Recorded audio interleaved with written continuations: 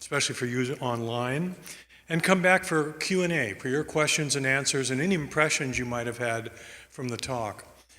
If you're on Facebook or YouTube, you can go to the chat box and write a question in there. And also, if you have any technical problems, you can do that there as well. Go to webinar, you can talk directly with Guy by just coming into the queue on the second part of class.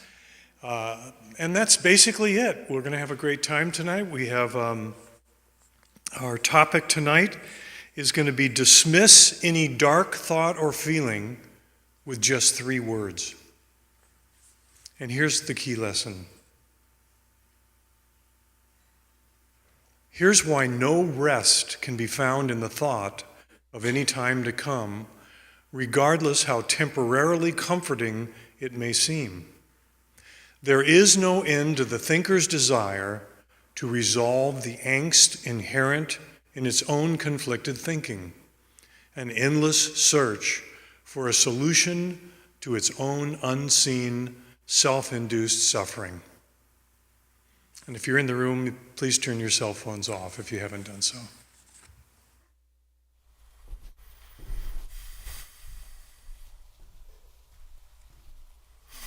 Welcome, everyone. Dismiss any dark thought or feeling with just 3 words? Wouldn't that be something? Does anybody know them?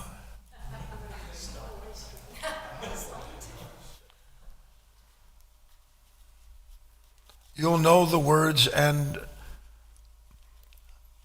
a subsequent 2-word exercise that will follow the exposition leading up to those 3 words. But I can tell you with no question at all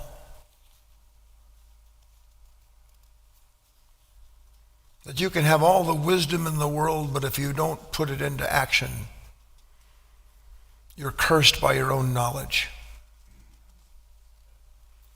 Wisdom never judges itself. Knowledge endlessly judges the one who believes in it.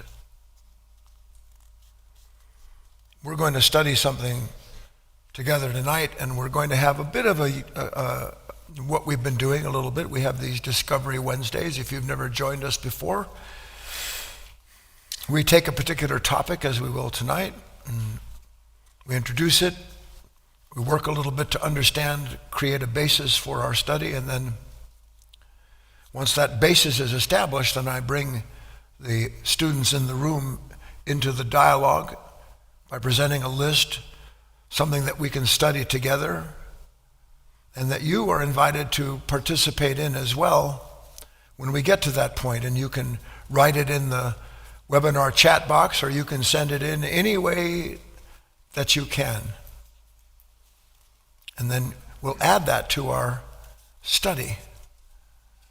And the reason that we have this kind of study is so that we can see that no matter who we are, what we've been through, where we've come from, we're essentially all studying the exact same thing. And that is, in a few words or less, what we don't know about ourselves. You have one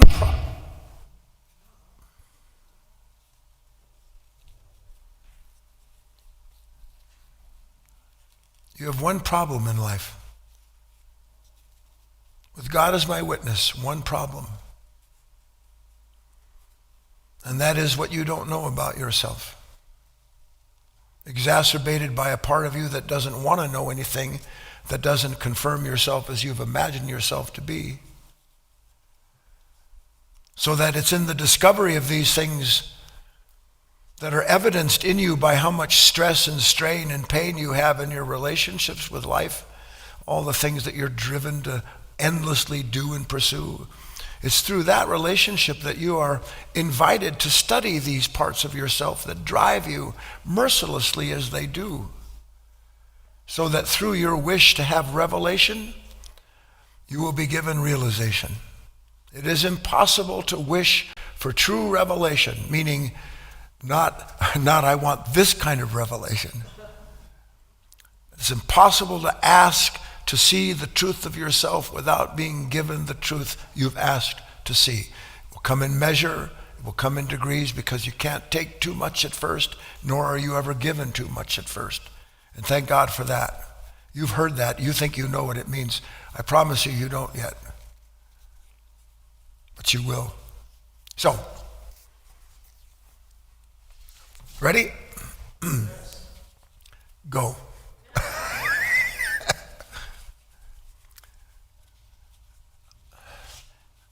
Most of us don't really ever ask this question of ourselves, but it's pretty essential that you do. What in the name of God am I thinking about all day long? Particularly given that I've been thinking all day long for as long as I've been in a body, and I've never thought my way into freedom. Not once has anything that I've ever thought about, any knowledge that I've called on, no matter how sublime or sophisticated, not once has that knowledge ever rescued me in any meaningful way. I'm rescued by the consolation I derived from knowledge. But the consolation derived from knowledge is not freedom.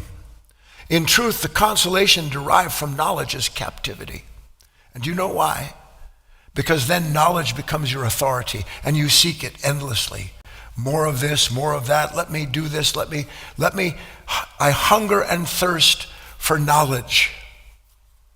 I'll get rich if I have enough knowledge. I'll be something sophisticated if I have social knowledge. And so a man or a woman winds up, without even knowing it, becoming a servant of the very thing they thought would set them free. So what is all of this thinking about? I can ask this lightly right now. I kind of want to trip lightly over the first few 10, 15 minutes we're together, because then we're going to have to, like we always do, we'll set the stage so everybody gets it. Then we're going to take a little dive, go a little bit deeper into some ideas that maybe we're not used to thinking about. But if we see the reason for thinking about these ideas as presented in what we're going to first propose as a study, then maybe we'll have a reason to want to know some of the things that seem to be too deep or confusing for us to know. I'm asking, what is all of this thinking about? And we've talked about this before, haven't we? Anybody want to just throw it out real quick? What am I always thinking about?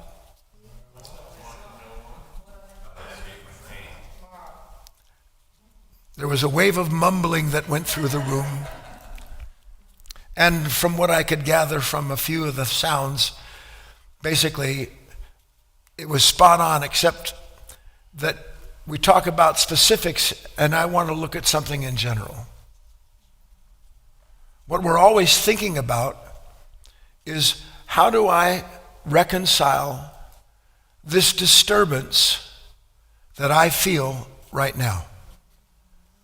That is the endless quest of a mind that in any one of 1,000 different ways can be disturbed by some impression or influence, and then never realize that that moment where they saw this person look at them that way, they saw this bit of news on the TV, they looked in the mirror, they got a call from the doctor, whatever may have been that moment, that in that moment, suddenly the mind is thrown into a kind of a twist.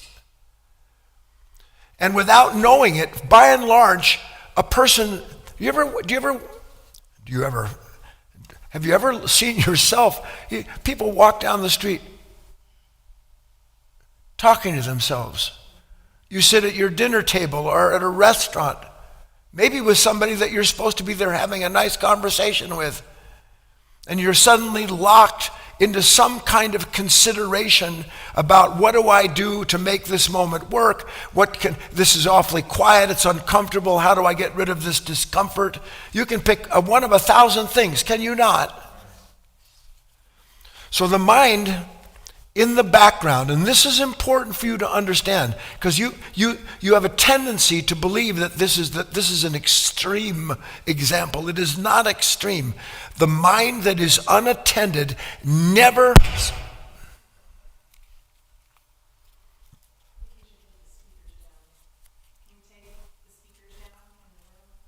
It's okay with me. Let's start with that. We're having a Rice Krispies moment where something is making a lot of snap and crackle and pop in the room. We thought we dealt with it, but perhaps we haven't. And one never really knows. We work diligently to fix it. Could be anything. So we'll start with taking the speakers down in the room and see if that gets rid of the problem.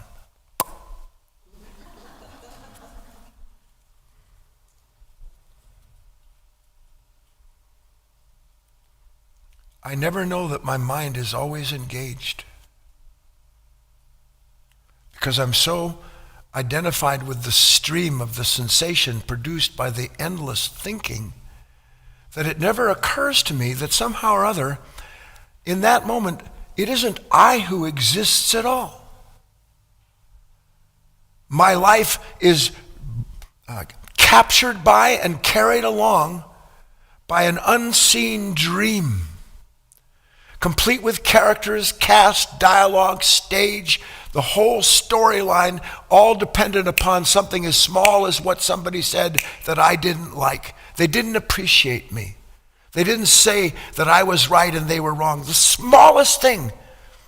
And without knowing it, I am suddenly a subject of my own thinking. Please let it sink in. A subject of my own thinking, meaning that I am subjected to the experience produced by whatever my mind is engaged in, and it's always engaged in a struggle of some kind to make right in the moment that which it felt was wrong the moment before. Do you see it? So we're rarely, if ever, aware of this psychological struggle. I tell you, with God as my witness, one day you'll know it. You're in an endless struggle. Every thought, everything somebody said, somebody that didn't call you, something that you didn't get done or should be done, it sits there in the back of this mind as a kind of painful, percolating part of oneself, trying to get to the end where the power goes off and I can come to some kind of rest. And the only time that it suddenly becomes aware to us that this conflict is going on in the background is when that psychological struggle reaches a certain pitch above and beyond the normal percolation, like something on slow simmer, never even notice it. But then suddenly it goes to boil, and now I feel it, and the moment that I feel it, what happens when I actually become... See, I depend upon you to have a certain degree of experience. Certainly the students in the room, and God willing, those of you who are joining me from wherever you are. So I have to address this topic from a place where I know men and women have seen some of these things, but not leave behind those who have never seen any of it. So have you never not noticed that you can be at a certain thing, kind of going along merrily downstream, even in a certain state of funk? Kind of quiet, depressed, kind of bored. And then just like that, all of a sudden, suddenly I'm aware of something that tells me the reason you're in this funk is because you're not free and you're never going to be. You lost your job or somebody doesn't love you. And boom, all of a sudden, the whole thing that's been at this slow simmer boils over. And in that what happens in that moment? When it goes beyond the normal bandwidth. And by the way, you wouldn't believe the bandwidth of unconscious psychological pain that human beings live with. You'll see it. What happens in that moment? Here's what happens. Right like that appears, I who must resolve this pain. Just like that. There's no I there. There's just a dim, dark sense of oneself kind of tripping along, the mind hashing out this and that, kind of hoping to come upon something that's going to get it right. And then all of a sudden that reaches a certain pitch, and boy, then I see what's going on. I have to resolve this problem. Then there's a very distinct sense of self. Yes or no, please, out loud. Where did that I come from? Where did that sense? See, it feels like me, but I'm asking you, suddenly there's me in all of this pain, me in all of this struggle, me in all of this hatred or enmity, me in all this confusion. I wasn't there before, now I'm there. And not only am I there, but look what I have to deal with. And can you see in that moment that I, that sense of ourself, as familiar as it is, literally appeared out of the problem itself. That there was no such I until there was that problem and its pain. This is critical to see. Why is this critical to see? It's germane to our study tonight because this, we can call it a troubleshooting I. The new sheriff in town. The troubleshooting I does not exist without something to shoot at.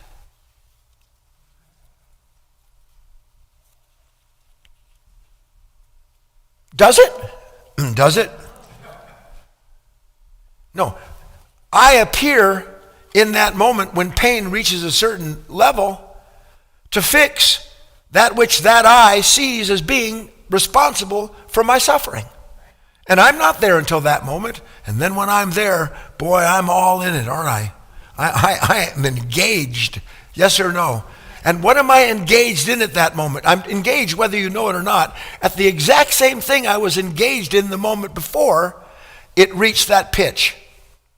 It's just that suddenly there's more of an urgency for whatever reason, some association or other reaction triggered this image in my mind of, oh my God, I didn't think.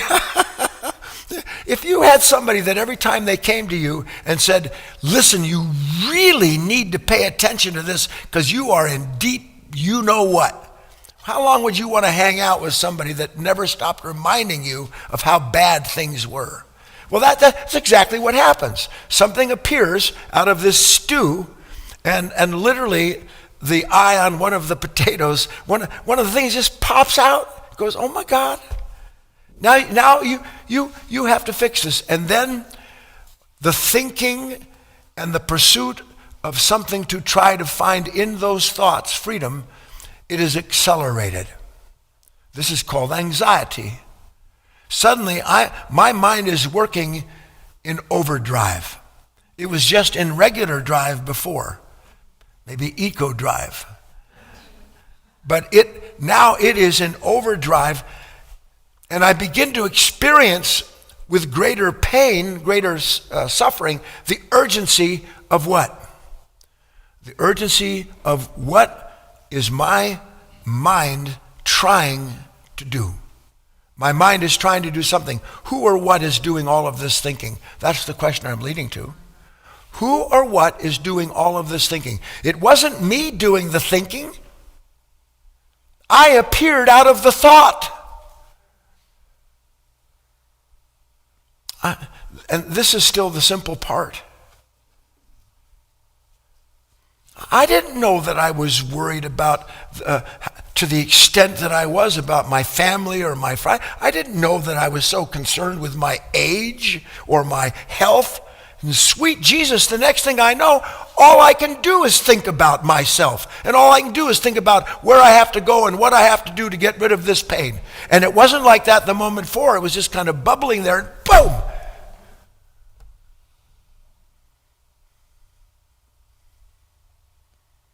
Who, what is doing that thinking? Who or what is doing that thinking? I'll tell you briefly, it is an unconscious nature that is in an endless, useless attempt to resolve and reconcile the difference between what it believes is true and should be happening versus what is actually taking place, and that difference becomes the distance that it believes it can close by coming to a conclusion that will free it from its pain. Did you understand the sentence? This pain comes out of the distance between a certain sense of myself that doesn't want this, but that has to meet that.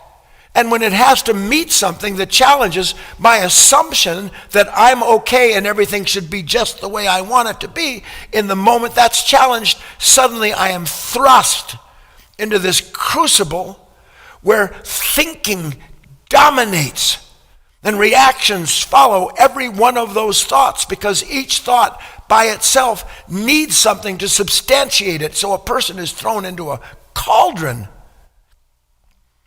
And the hotter it becomes in there, the more I need to do what? Think. Now, transition. How are we doing? Don't have time to cover all this. We've talked about it briefly before. There are certain lessons. We talk about this idea of the observer and the observed quite often.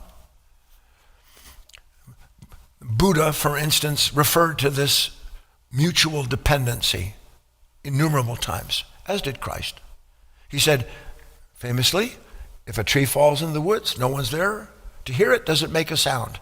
And that drove and still drives people nuts. But inferred in the question, in the koan, if something falls down and makes a sound, but if there's no one there to hear it, does it actually make a sound? Inherent in that is a very crucial revelation, a realization the aspirant must have, that everything about their experience depends upon an unseen mutual dependency. Everything about experience requires an unseen mutual dependency. For instance, according to Buddha. If there's no ears, is there a sound? If there's no eyes that see something, is there something to be seen? Do you understand the question? And the answer is no. If there's no ears, there's no sound. If there's no awareness of something, there can't be any consciousness of it. They are a singularity.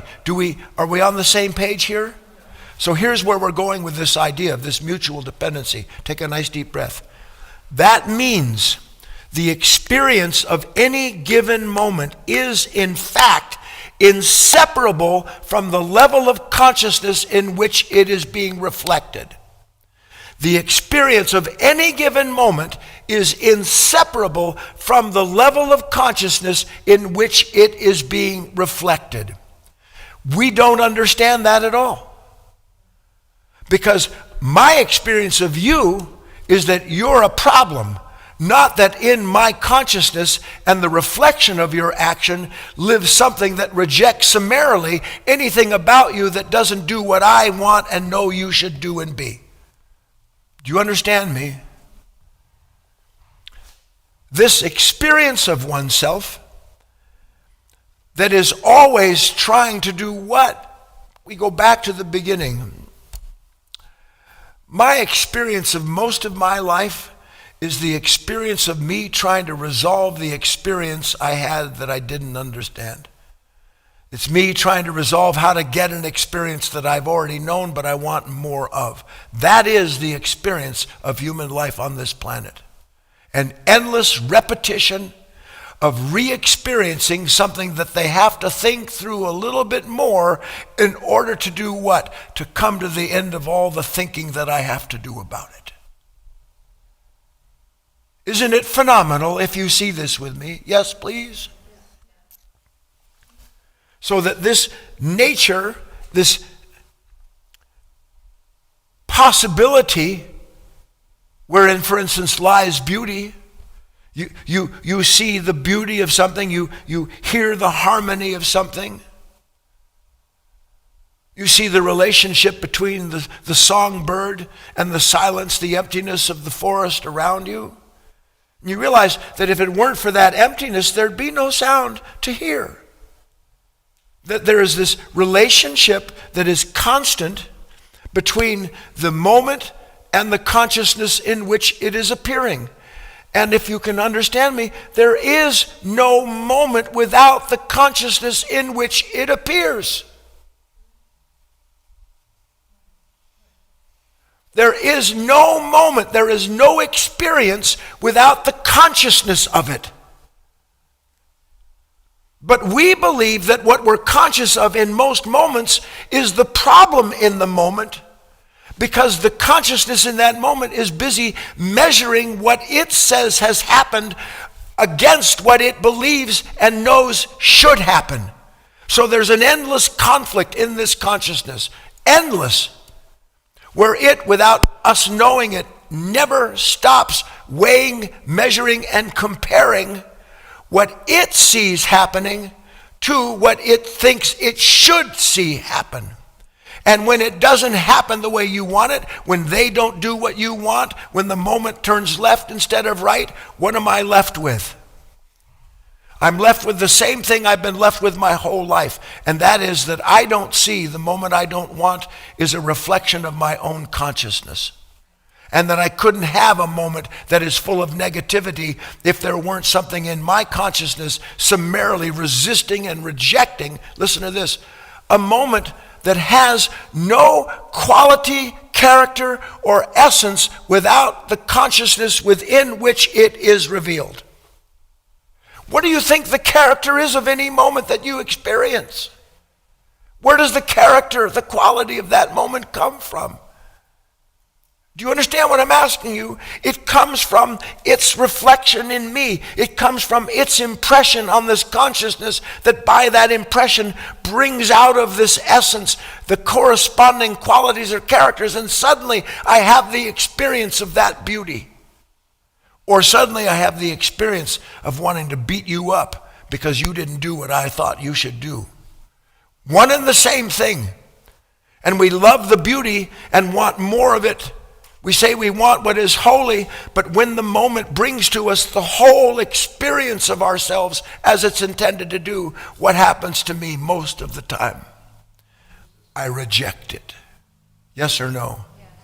Believing that I'm rejecting what I don't want, when the moment I don't want doesn't exist without having run into something that I insisted I had to have.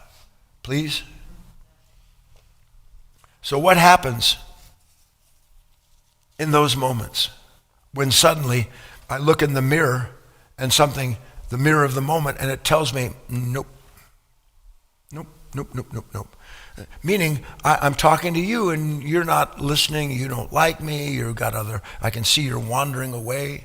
Do you ever talk to people and see them be not interested at all? You should sit up here sometime. In that moment, I think I see something that's wrong, don't you? But what am I really seeing?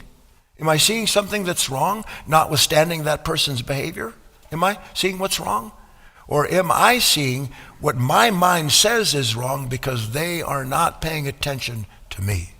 Isn't that the root of the experience, not what I blame it on? Yes, please? So what happens in that moment when I look out and something seems to be wrong or missing, any one of 1,000 reasons for this unwanted moment, what happens in that moment next is this consciousness that is responsible for what it sees, then asks its own reflection, what do I need to do to change the reflection? Would you ever look in a mirror and ask the mirror, mirror, mirror on the wall, how did I get into this trouble where so much of me has fallen? It's tough to get this stuff on the spot, just in case you don't know. No, you wouldn't do that. You saw somebody talking in a mirror saying, you better straighten yourself out. People do this, incidentally. What would you think of that person? Well, let me explain that when you see somebody walking down the street babbling to themselves, they are looking in the mirror of their own consciousness and reacting to what they see there and either acknowledging it and dancing or running from the thing that they fear. See it? All right, time to bring you in. You ready? We've set the stage. Let's bring up our study list.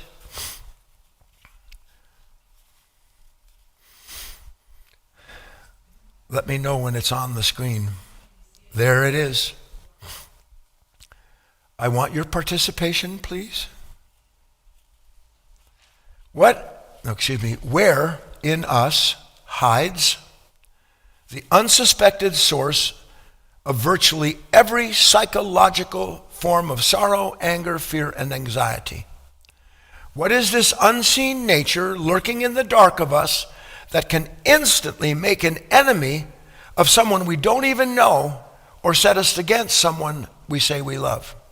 Have you ever been set against someone you don't know, instantaneously judge them? Have you ever found yourself set against someone that you say you love? Yes or no?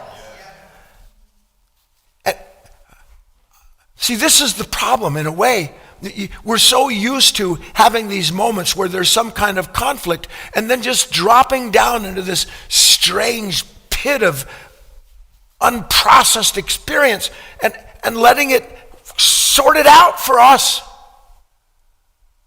I'll tell you something. The day will come when you will no longer be interested in letting your present mind sort out anything for you.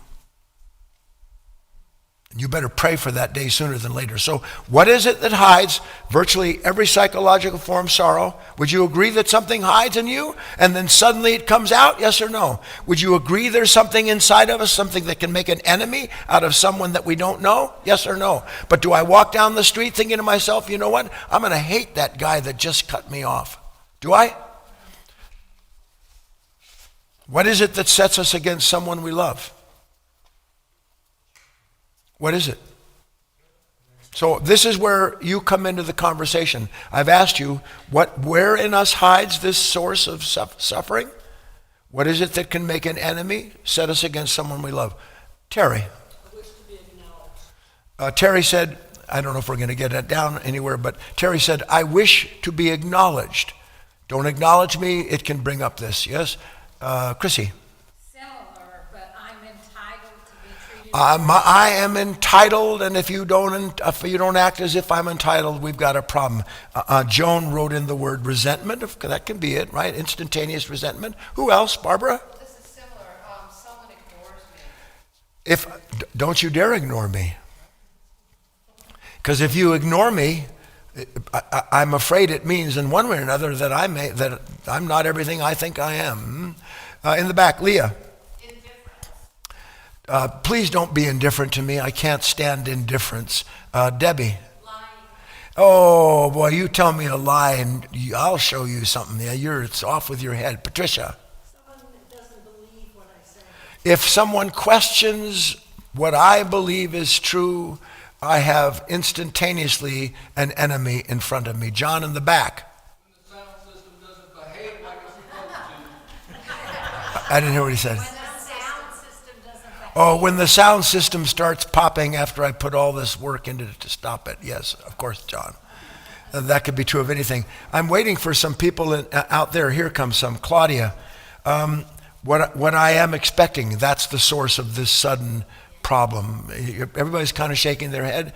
Isabella, a sudden sense of insecurity can cause me to try to find something to save myself, and if you are the cost of it, so be it. Yes or no? Nick says, the constant need to prove myself worthy. I'm always trying to prove myself worthy, and that alone can set me up, not just against myself, but anyone else. Ellen. Someone criticizes me. God help anybody that criticizes Ellen. How many of you know that without having to be told? And by the way, most of you know where the danger lies with everyone else that you know. That's what's called walking on eggshells. And shame on you for walking on eggshells ever. Cowards walk on eggshells. Back there, Terry. When someone challenges my opinion. If anybody challenges my opinion on the board, controlling the outcome. Really, when Gloria says controlling the outcome, what she means is any time that I think I've lost control over the outcome, then I have to find someone or something to blame for it. Namita, identification with an unseen desire or image born of it. So anytime I'm identified with some desire, and what I'm identified with is threatened by something that says you can't have that, then out of me can come all of this vigilance. Yes? Roger. Someone says I'm wrong. Somebody says you're wrong. You're in trouble. Yeah. Paul, the sudden sense of emptiness, out of sudden sense of emptiness is what? A fear and a desperation. And that can cause me to do all of these things. And all of this, by the way, is grist, isn't it? For this mill of thought that constantly trying to figure out what to do with any one of these conditions. Everybody's still on board? One more, John. Lack of appreciation for all I've done. Did you hear him, Deborah? Don't you dare show anything other than the highest form of esteem for John. Because if you don't, then he's going to go deep into thought. Yeah, that's it. You're done. At least he thinks you are, but you're never done. Because you resist his resistance. Yes. Is it true or not? They're still coming up. Janice being taken advantage of. Nikki undervalued, underappreciated. So thank you. I think we've all made a nice list here. And now I want to say to you that while all of these things are true, not one of them has touched on the real source of suffering. Because these are all individual instances that produce the same outcome. What is it that brings up out of us this? How about just this instantaneous impatience? Are you ever instantly impatient? Have you never noticed how you can feel this conflict and start criticizing even somebody that you love? You may not say it out loud. You may not be able to stop yourself from saying it. That's when it really reaches a pitch. What is it that does that? What is the root, the true root of this unseen, grand kind of suffering? You ready? Then we're going to go into it. It is essentially a certain illusion that we are fully identified with, that we already pretty much know everything there is to know about how the world and the people in it should be. All of my suffering is born out of one thing. I know. You won't find any suffering in your life, psychologically, that isn't rooted in an unspoken and yet definitive act of arrogance, where at any given moment, I know, how do I know you should not treat me like we just outlined? How do I know that? Because I know how I'm supposed to be treated. How do I know the world is wrong? The moment shouldn't be the way it is. Incidentally, the world is wrong. But you know why the world is the way it is? Because every last individual on this planet already knows who God is, who they should love, what shouldn't be loved, how they need to vote politically, what their opinion is. Everybody knows. And everybody fails to see this extraordinary contradiction in this knowledge that goes before us to ensure we're in conflict with the moment. Not the light that goes before us to make the crooked places straight, but a certain sense of knowledge that goes before us to make sure we're in conflict with everyone and anything that does what?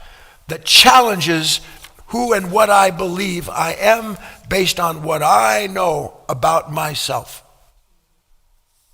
Do you ever get upset with people? We just went through a whole list, yes or no?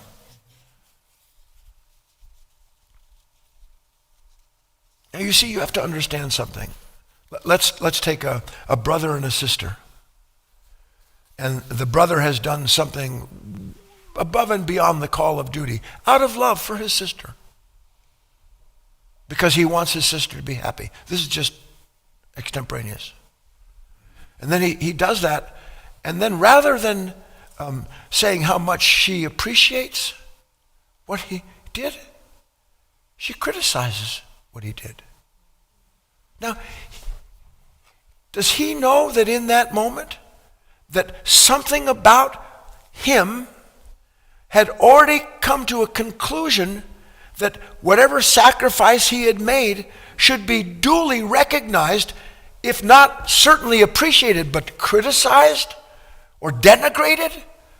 And what comes up in the brother who did what he did out of love for his sister when his sister doesn't do what he knows without knowing prior to that moment she should have done? This is important. He doesn't go into that moment thinking he knows how she's supposed to respond, although it's a little bit there if you know what I'm saying, isn't it? And then all of a sudden he's filled with resentment. How does someone who loves someone be filled with resentment all of a sudden towards someone unless they already know how that relationship is supposed to go? Now, does it mean that she's right for what she did? No, it makes no sense at all. She's going to do what she's going to do, and he's going to do what he's going to do. The world's going to do what it does. The question is, what am I going to be in that moment? Because unless I deal with that completely, then I am subject to the whim, the wind of anyone and anything that passes through my life that doesn't agree with what I know they should do and be.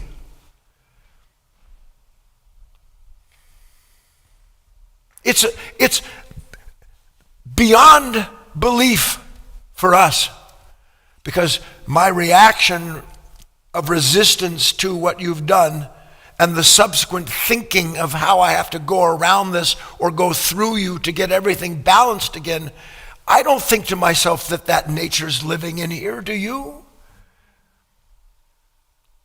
And yet it is there, completely conditioned. And not because of your individual experience, I might add, although your individual experience can add gravitas, can add weight to that experience. You grow up in a world where everything about everyone you know and all that they do and think, all you see people do is try to think through what troubles them. This is our solution, isn't it? But mostly I don't know that I'm thinking these things through until suddenly the torment reaches this pitch, and then I'm there, and I have to be the one who resolves the issue with whatever intelligent conclusion I'm going to come to. And there's only one problem with that. Can anybody guess what it is? What's the one problem with coming into this moment so sure as I am, and then hiding the certainty of what I know is true behind my blame of you for not answering it? What's the one problem with that we meet over and over again? Life keeps saying, I don't think you actually know what you think you do. It's like, hey, Guy, you think you're something, you're the end all and the be all. You think you know what this is, and how much you know about this, and look at this, and look at the other poor fools around you. No, you know. But the one big problem with that is that in the middle of all of that thinking, there is the pain of a judge, and the judge never knows his own pain. Ever. Judgment is one of the ways in which we prove to ourselves that what we know is true. Where if it was true, I wouldn't need to judge anything, would I? I'd be above the fray of the mind, endlessly trying to resolve the confusion that it's causing in itself through all of its insistence that everyone and everything be exactly the way I know they should be. Isn't your problem with your day-to-day life that it's not the way you know it should be? Isn't that the problem? Please, I'm asking you to see it. That's the problem I have. I don't know why there's something wrong with the day, except I do know it shouldn't be like this. Not for me. But God, there it is. It's like that again. Why, oh, why is it like that again? And then he turns around and he asks the very nature that finds the limitation in the moment, that doesn't exist without something that insists life should be the way it is. And he says, what do I do? And then it starts talking. And then I start listening, and then I take it up again. I take on the mantle of this miserable nature that always finds something to be against. At least the moment that it can't find what it wants to be for. Yeah? So if we've, getting to the point of the study, is there really a difference between the experience I have of the moment and my reaction to it? Is there really a difference between the experience of this moment where I don't like you, I did like you the moment before, but now I don't. Does that experience exist without a reaction that brings that negativity up? Yes or no? But I believe that it does, don't I? And the reason I know I believe it does is because I think if I can get you to not be you, then the reaction will go away. Does the reaction go away even if you beat somebody into submission or buy them? Does it? Or will it be there the very next time that same circumstance takes place? And you know the answer to it. It'll be there again. Then surely if we understand that much, we ought to be able to see as best we can at least a glimpse of what needs to be done, of what needs to be understood. Because what have we proven so far? What have we proven? We've proven that in a moment where something comes along and it's not what we already know the moment should be like, our response to the moment that isn't the way we know it should be is to blame the moment for the pain we're in. But we've seen, if we've seen it at all, that the moment we blame for the pain isn't the source of the pain. The source of the pain is that there's something in me that compares what took place to what should take place. And when what takes place shouldn't take place, my pain proves to me that I know there's something wrong with the moment. And then I'm just buried deeper and deeper in trying to resolve you, this or them, through some act of ambition or aggression. If we get that, what's the next thing logically? Agreeing that we see it, but we cannot yet be present enough. Please, what do you think the next step is? Nice deep breath. Major transition. Most of us never realize the shock of not just seeing this conflicted level of consciousness, but how identified we have been with it so thoroughly that we have no idea that we live in a conflicted consciousness. A conflicted consciousness is a mind divided in itself that forever meets what it doesn't want and believes the pain is in the condition instead of seeing the pain is in its demand. That is a conflicted mind that wants the experience it does and fails to see the pain of the moment that doesn't meet its expectation doesn't exist without its demand based on what it says it knows life should be like. I repeat this to you, yes?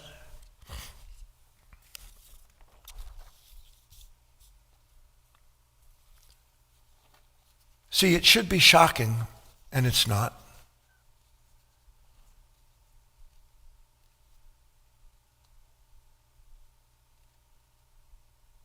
It should be shocking to identify with any form of negativity. It should be shocking. But we, by default, instantaneously identify with every form of negativity that comes up.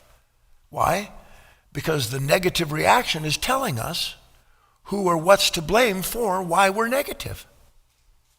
So we listen to what we know in that moment that wouldn't exist without similar experience in the past, and then believe that listening to what we know is true about the moment is going to deliver us from the moment that exists as it does because we came into it already knowing how things should be. And it's extraordinary. The shock.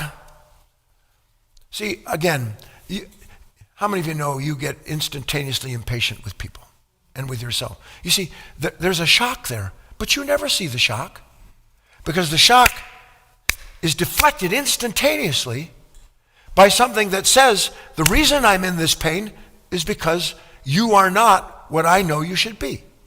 You are not saying what I know you should say. You're certainly not acting like I know you should act. So that the shock of that moment where what I know or believe I know meets that which doesn't validate it, in that shock, I never have the shock of seeing the real reason for the shock. Do you understand? I never get a glimpse. Every shock is the momentary glimpse of an unseen limitation inherent in an unconscious nature. Every shock is the momentary revelation of an imbalance between what is acted and what is passive. That's what a shock is. Now, in real life, ever so briefly, the shock of sunlight on the tree produces in that tree a simultaneous resistance to the sunlight and a simultaneous acceptance of that energy that it can be integrated and continue the purpose of its existence. Every shock. Life is an endless shock. Creation doesn't exist without the shock between what is active and what resists it and what is realized through that resistance and newly conceived as a result of that union. Life is a shock. I always say it's an endless disturbance, do I not? But when the shock comes, I don't want it. I don't think to myself, I don't want the shock. What I think is I don't want someone that I see as responsible for this suffering that I'm in. So that instead of the shock showing me that the suffering I'm in that moment isn't because of what he said or didn't do, the shock is because I've come into that moment already replete with an entire basis of reality laid out. And anything that missteps on the stage of my particular belief system, what I hold to be true, anything that missteps there, off goes their head. Isn't it true? Which is why I continue to reenact and reincarnate over and over again in all of my relationships the exact same situation. And the exact suffering, and then the exact approach to that suffering, which is to do what? Which is literally to identify with the parts of myself that created the conflict to begin with. Following me, please? So then, if we see this at all, I'm leading to a summary and an exercise. If we see this at all,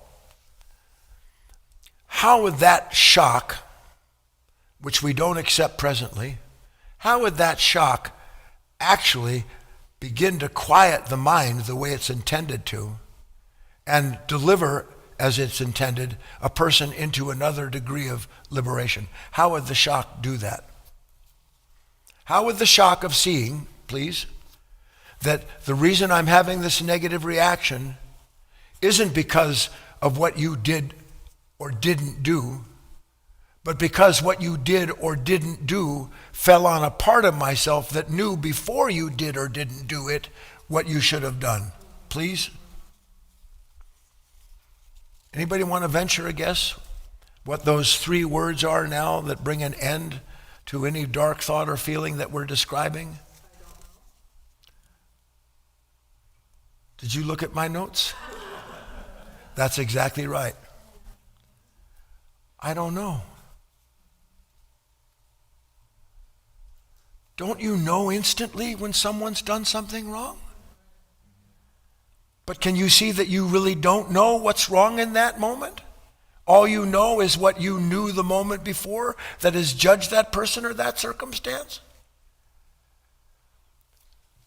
The most abhorred words in the English language. You look at every one of those examples that we got up there, every last one of them was predicated in what? I know. Every last one. Which means that the suffering inherent in that relationship only exists because of what I assume I know is true about you and how you should treat me. I don't know.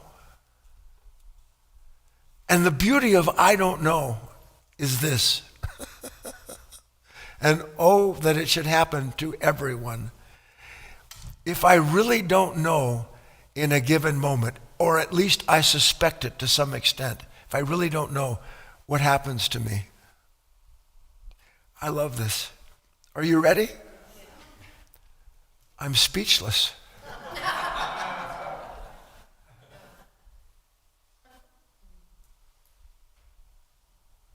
I'm literally speechless for the first time in my life. Instead of being the mouth that speaks the enmity, instead of being the actions that prove somehow or other something else is causing me to go in this, instead, I'm not just speechless, I'm still and I'm silent. Why? Because I see that what's really bothering me is what I already knew about that moment, and now I've been shown that what I know isn't true. I can see it's not true. What a sweet silence would fall on the world if suddenly everyone was speechless in the moment of some pain or fear. When are you more likely to talk to yourself to resolve the suffering in yourself than when something comes along that challenges who and what you think yourself is? You'll see this kind of speechlessness. And by the way, when you start becoming speechless, and this is a pretty good summary of this here and now exercise we've been working on. What is being here and being now other than remanding myself over to another order of being that doesn't talk to itself, but that is capable of seeing itself as it is in the moment without judging itself whatsoever? The mind that you seek, the silent mind that you speak, appears by itself when you see that you don't know anything that you think you know. And even more importantly, which I just love, as you'll see, you don't need to know what you think you know. It's like needing a hammer to cure a headache, to think about what's wrong and tormenting me. Oh my God, I don't need to know. I I can rest from my labor of trying to fix you. Because I don't, see, the assumption is I know what's wrong with you. Isn't that the assumption? How do I know what's wrong with you? Because I know everything. I have no idea why you suffer the way you do. Other than I do know for a fact that I exacerbate that suffering when I judge you for what you make me think is the feeling I don't want. You see all of this, and then you can start working at the 2-word practice, which is what? Being speechless. Wouldn't you love it if the next time, and believe me, this is so rare, but how many of you know sometimes you step on somebody's toe? Wouldn't it be sweet in that moment if they were speechless? So that instead of giving you the speech with what's wrong with you and why you did this and you ought not be like that, but more like Jesus or more like Buddha or more like me in a perfect world, so that instead of that, in their quietness, you got to see the shock that you were avoiding. So that in their being speechless, you get to see your mind rattle on, adding more and more words to do what? To resolve what you've never resolved through thinking. Do you see it with me? Bring up the last key lesson and we'll end on this. This is a bit of a koan in itself, and I would only urge you as best you can to study it and consider it. It is a summary and an exercise in itself. You ready? A thought without its thinker holds no more pain or sorrow than does the appearance of a terrifying shadow create fear if there's no one there to see it, let alone start thinking about how to escape it. A thought without its thinker. A thought, a pain, a sorrow, without someone that has sitting there and has created that pain or sorrow by their own unseen demands based on what they know. If a child, how do I say this? I said, a thought without its thinker holds no more pain or sorrow than does the appearance of a terrifying shadow. Is there a terrifying shadow in the room if there's no one there to see it? Is there a sorrow or an anger without someone there confirming the experience of it based on their own past? Or are they one thing? Take away one, the other disappears. That's what we're learning to do. Become speechless so you can see the speech maker in you. Got it? Let's take a break. We'll come back and have our dialogue.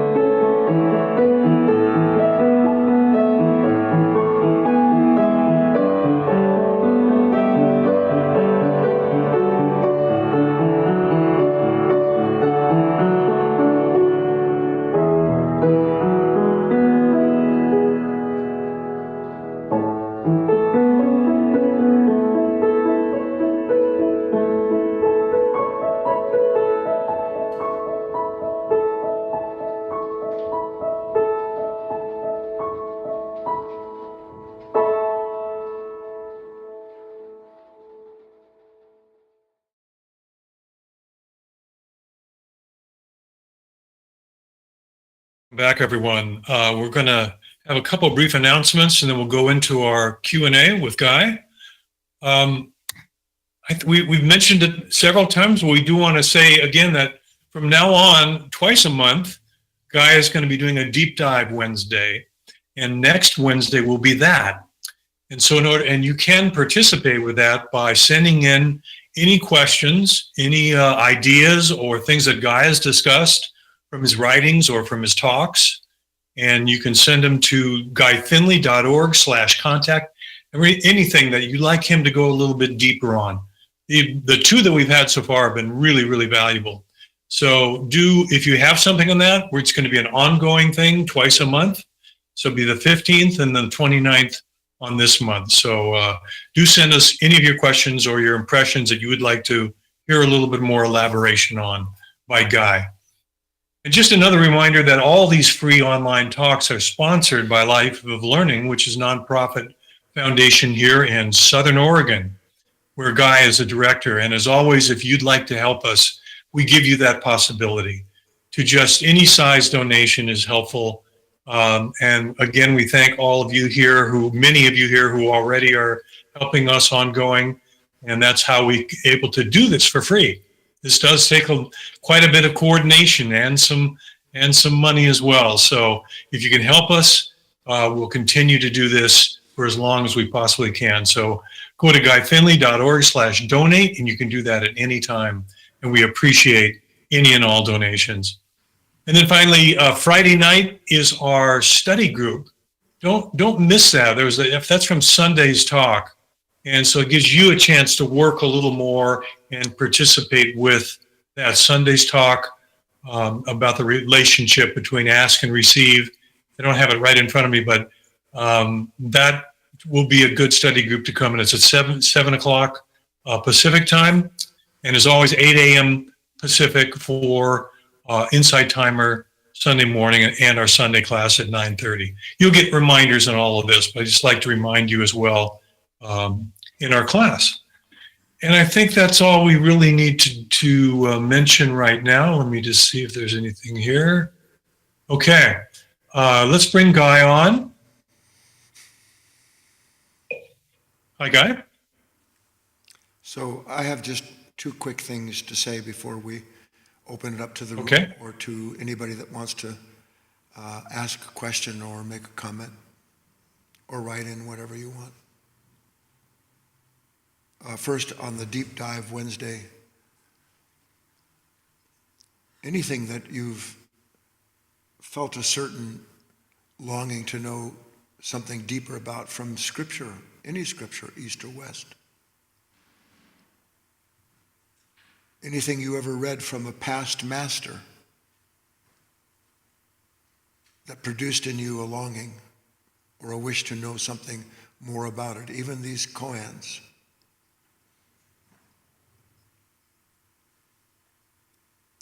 When there's the love of something that leads to the exploration of something,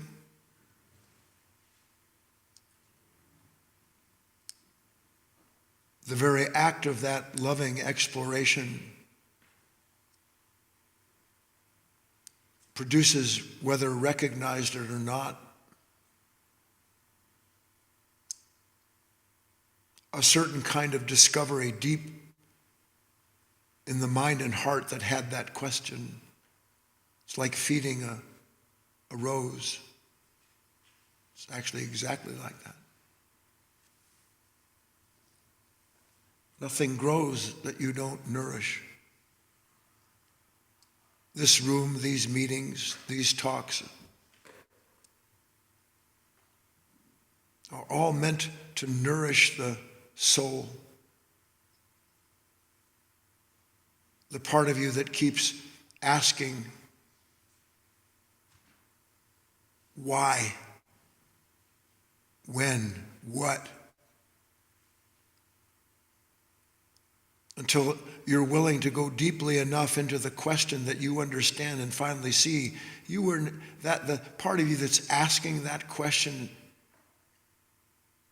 is looking for one thing and one thing only, and that is deeper self-knowledge. That's all it wants. Because the deeper the knowledge of oneself, the more rooted one is in the self that is the source of these questions and the answer at the same time.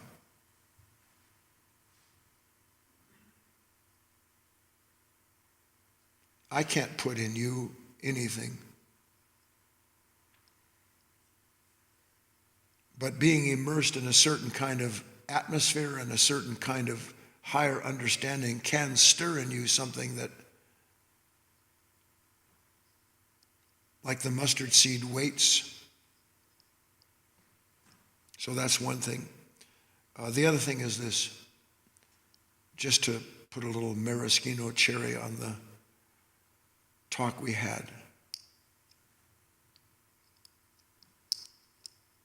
Why do people fight with each other?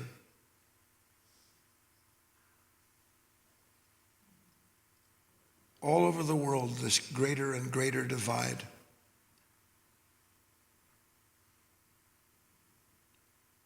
This accelerating enmity between human beings. This compulsion for what we call individuality. What drives all of that? What sets me against my brother or my sister?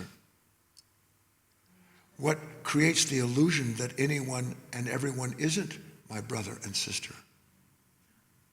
And I'll tell you what it is that my environment and my conditioning has taught me and tells me that I know what freedom is. I know what God is. I know what love is. I know what the right laws are. I know how this should be handled. And when you have 6 or 8 billion human beings, and every last one of them convinced that they know, then those individuals will gather into groups, and that group will seek the power to assert what they know and make others bend their knee to it. And when you have 6.5, 8 billion human beings, each trying to get the other to bend their knee to the authority of what that other group says they know, then you have this world and its wars and its endless hatred. And nothing will end in this world until it ends in you and me. And looking to anyone outside of yourself to do anything to help you understand that what you know is killing you will continue to kill you. And that's all I have to say about that. Over to you, Doug. All right, if you are on GoToWebinar, you can raise your hand now. We have one hand up, but now's a great time. Let's make a queue for anybody who wants to speak with Guy. It's your chance. So also, if you want to write a question, do those in the chat box. We can go first to Namita, however. Good. Hi, Guy. Hello, Namita. So I was pondering about your Wednesday talk about the nesting dolls, and I just realized that there like it's the levels of witnessing. Maybe that is what you were. I mean, I don't know. That's how I saw it. That it's like different levels of witnessing. I'm correlating that to the nesting dolls, and I just like thought that, I mean, it just came to me, or I just saw that there's like infinite nesting dolls, because like the seeing, initially I used to think that witnessing only happens at like 5 levels, maybe, you know, but it seems as though it's endless viewpoints, or the witnessing or the nesting dolls is just infinite nesting dolls. Yeah, I don't know. And then it's also at the same time, there's no nesting dolls. I mean, it's zero. So my question is that initially I used to think that I zoom in and zoom out, like the attention goes in and then it becomes awareness. Initially I used to think that there is something in me doing that, or I'm supposed to meddle with it. But increasingly I'm feeling like if I make any effort to, you know, work with my attention, I become aware of myself, and then everything just goes, downhill. So is it like I see that I cannot do anything about it. It just the attention goes in and becomes awareness on its own. So is that how it is? You'll excuse me for a second, Amita. This is worse than ever in my earphone. I mean, it's like just cracky papa baba baba baba. It's just like that. I don't know why it's worse. It just is. I could barely make out what Namita was asking. I sense it though, so I'll address it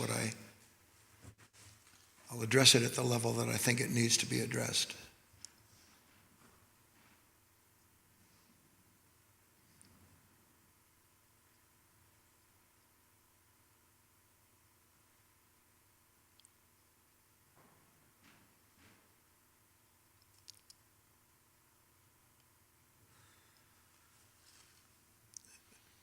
Surely you will think that this is an exaggeration, but I tell you, if anything, it is an understatement.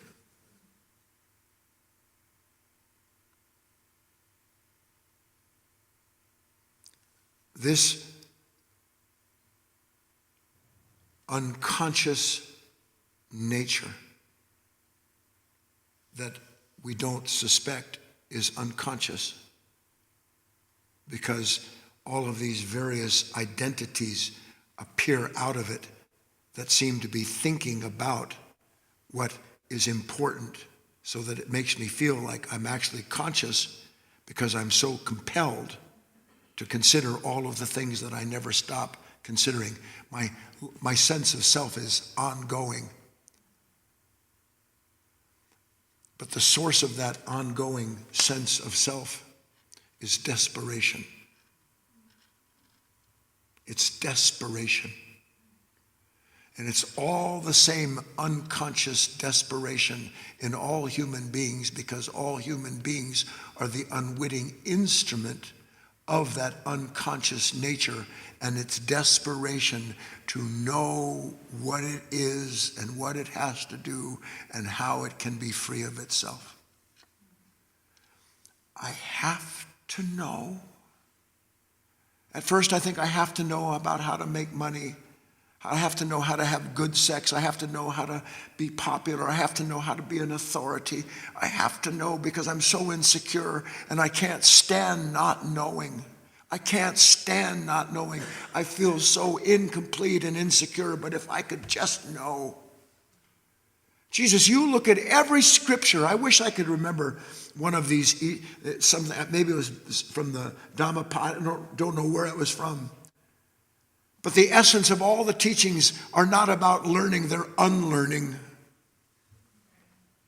They're all not about addition, they're all about negation. And all this mind is a mind that wants to continually be accretive, add, gather, assume, solidify, so that then I'll know what the right thing to do is in the right moment. And I never need the right thing more than in these moments where I think everything's wrong with you or with me. And then I just by default fall into this desperation that instead of naming that I don't have enough money or the people don't like me, now it names that I don't know who God is, I don't know how to be in relationship with God. And the desperation is the same desperation of a mind seeking itself, to know itself through, listen to this, the past. Not what is, the past, because everything this mind knows is the past. Everything it knows is the past, which means the knowledge it seeks belongs to something that never completed itself through the knowledge it has, and it never will. And when you see that, Namita, as you see it, it isn't your attention that's the problem. The problem is that something owns your attention. That's the only problem there is. But it hides that it owns your attention by promising you that if you just gather or escape whatever it is that you're attending to somehow or other, everything will be copacetic. No, it won't. It's such a strange thing. I sit here knowing how strange it is, trying to get you to see how strained you are, trying to figure out how to be at peace. Peace is inherent in God. Peace is inherent in every moment of life. Every moment of life is something active, something passive, something resisting, something being realized, something being born, something dying. That's every moment of life. And there's no one there to figure that out. And there's no one there in jeopardy. God, the sense of being in jeopardy, it's just endless, isn't it? Could be my health, could be my money, could be my family, could be my wife, could be my husband, could be the guy on the street, could be the homeless encampment, could be the political party. What if they win? Oh no! As if anything's going to change in this world because of what people do based on their wish to somehow or other confirm that they know what's true. This is the right way. You won't have a group of people saying this is the right way without them resurrecting that which says no, that's the wrong way. They appear together. And when they appear together, and at last you see they appear together, you have a new relationship with those opposites. Now you understand them as being unable to appear without one another. And then you know your right relationship to the appearance of all the conflict that goes on between them. And you know what the right relationship is? Being speechless. That doesn't mean abdicating your civil responsibility. That means doing the best you can with what you know you can do or seeing what you can't, and then leaving it there. We can't leave alone the fact that we can't rescue ourselves. Can you? That's my answer, Namita. Anyone else, Doug? Guy, we have a comment from Rebecca, and Kate is sending it to you if you want to look there. Okay. Okay. Rebecca says, I so appreciate this space. It feels useless to ask a question or make an observation since it feels like the question is from my lower consciousness, and a shared observation would be to get a pat on the head. One of my eyes just feels lots of resentment around why this existence has so many lower consciousness roadblocks. So this is kind of a bouquet of different impressions. Some of them are quite true, and others still need clarity. Rebecca, write this down. It's something I wrote a billion years ago. What's in the way is the way.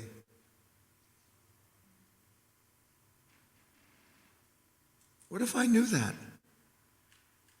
What if, how many of you know somebody's going to be in your way before you even get home and you're alone?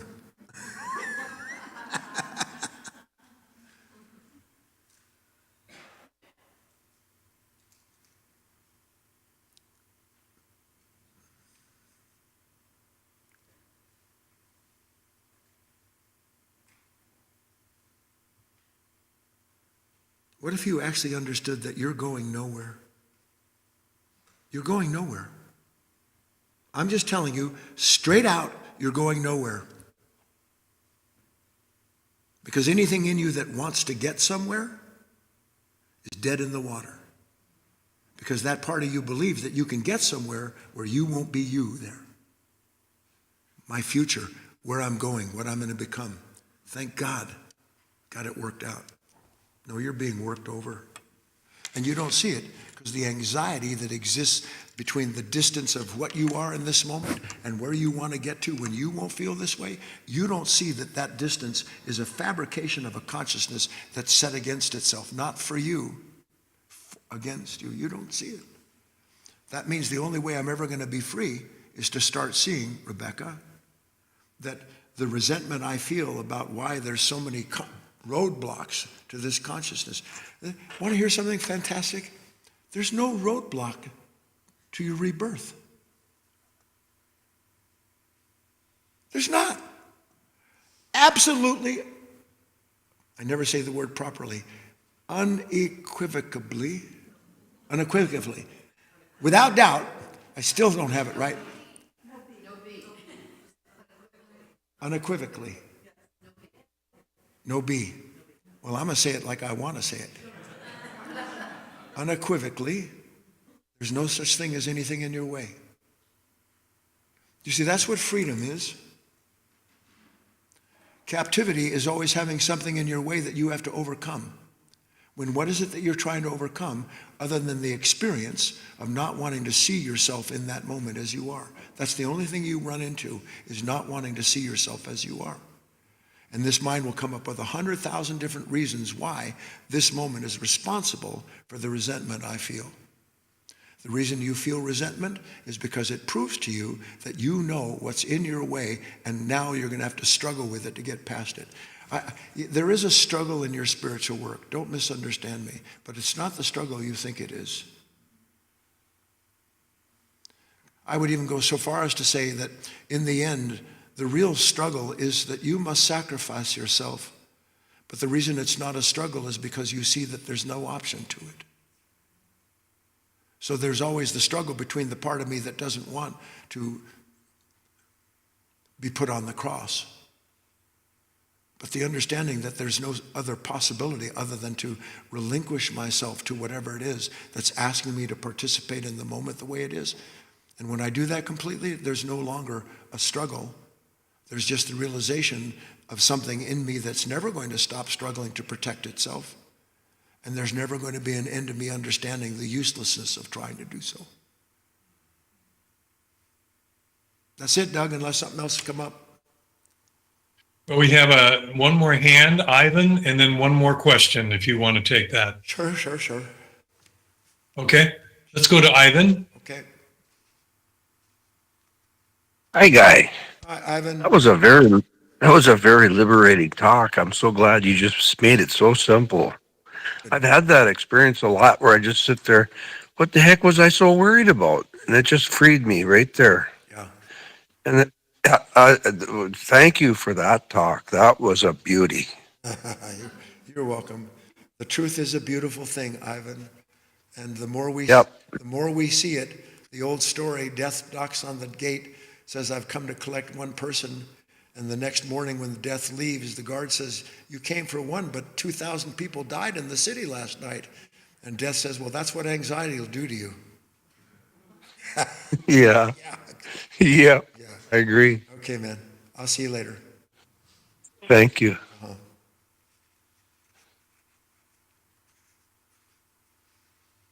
Okay. So, Guy, well, let's end with a question from Susanna. And I'm going to interpret this a little bit. She says, are there any, I think she means, are there many lower consciousnesses?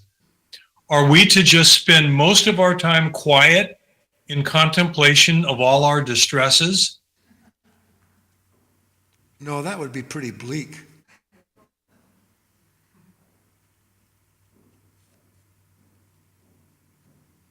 First, Susanna and everybody else, you're going to spend your time doing what you love. That's what you do. That's what you think about. That's what you try to solve, how to get more or escape what isn't loving. That's what you do. You just do what you love. Nobody wants to think that's true, because how can I be in this much pain and it caused by love? Well, that's because you don't understand what love is. Love is not the confirmation of yourself as you imagine yourself to be. That's what feels like love because it's so consoling. No, Susanna, what you must do, what I must do, what I do, is I spend as much time as possible, if not asking to see, then working out what I've seen so that it can be clearer to me. What is meditation, Susanna? We talked about it last Wednesday. It's living in this moment as aware of myself as I can be without judging what I see,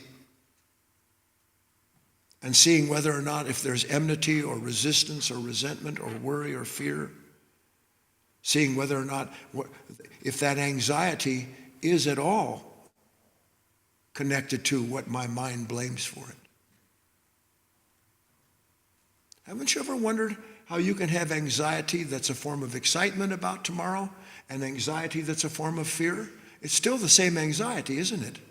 It's exactly the same anxiety. But my anxiety about something that's exciting, I don't call anxiety. I love it when you see performers get up and they say, "Are you nervous?" They go, no, I'm excited." No, you're a wreck.